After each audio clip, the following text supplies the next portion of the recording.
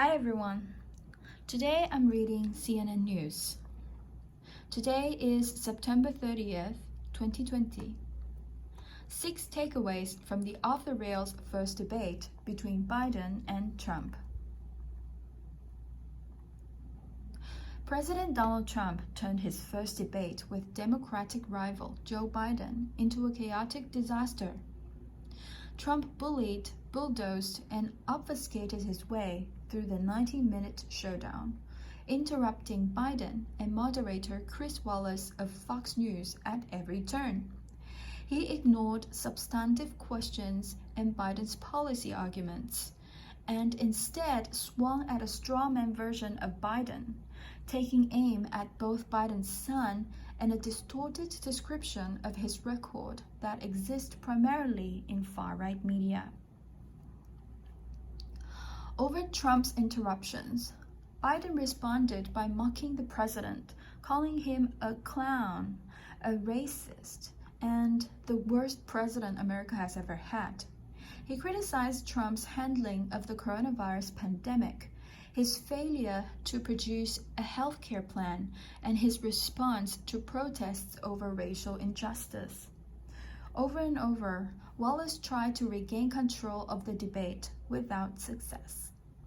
When Trump complained that only he was being chastised for talking over questions and Biden's answers, Wallace shot back. Frankly, you have been doing more interrupting.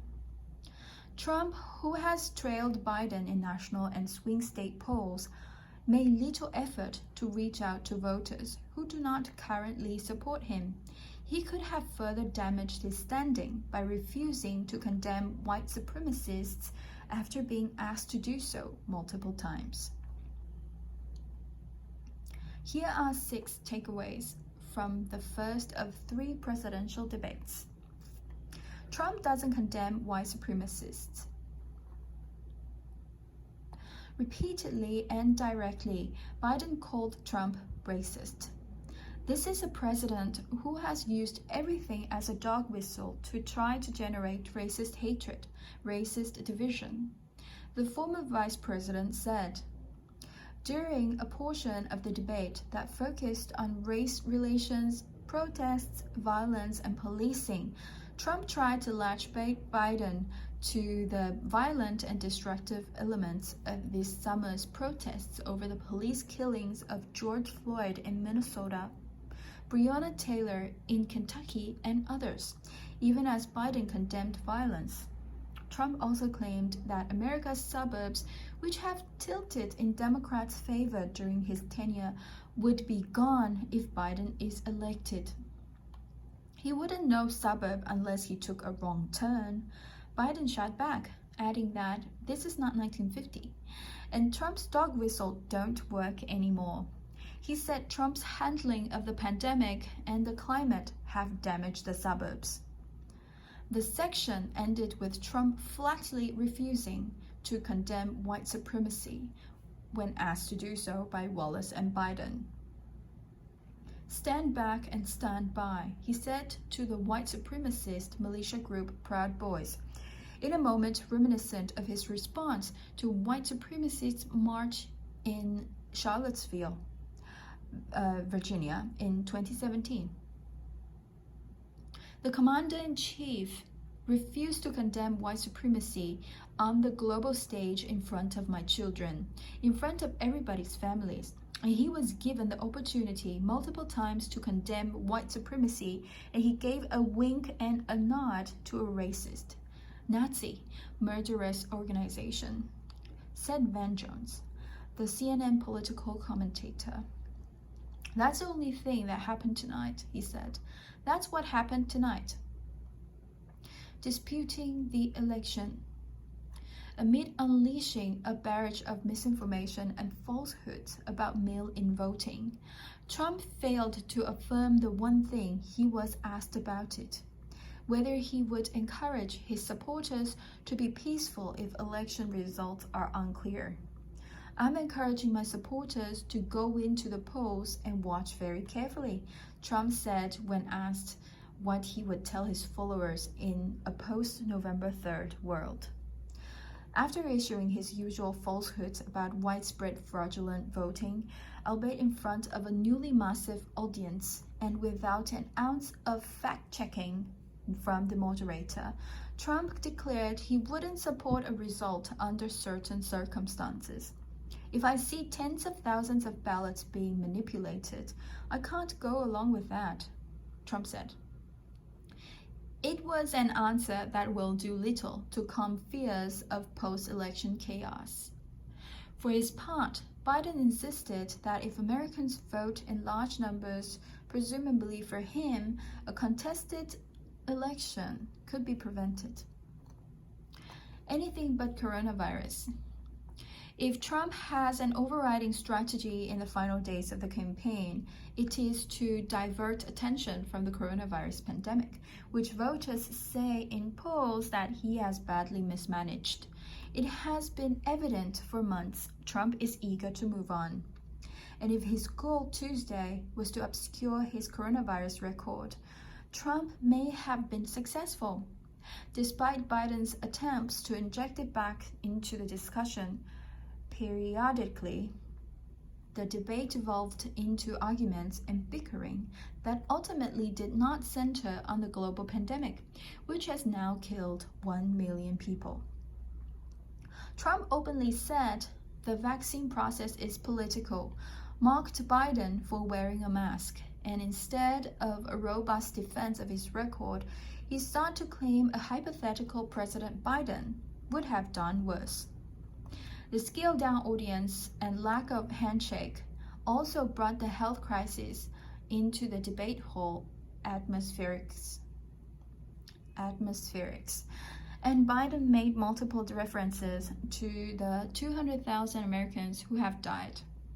But ultimately, the debate was not about the pandemic. It was about Trump's belligerence, which in his view can only be considered a positive. Taking over and talking over the Supreme Court. The dominant issue on Capitol Hill right now is Trump's nomination of Amy Coney Barrett to replace the late Supreme Court Justice Ruth Bader Ginsburg.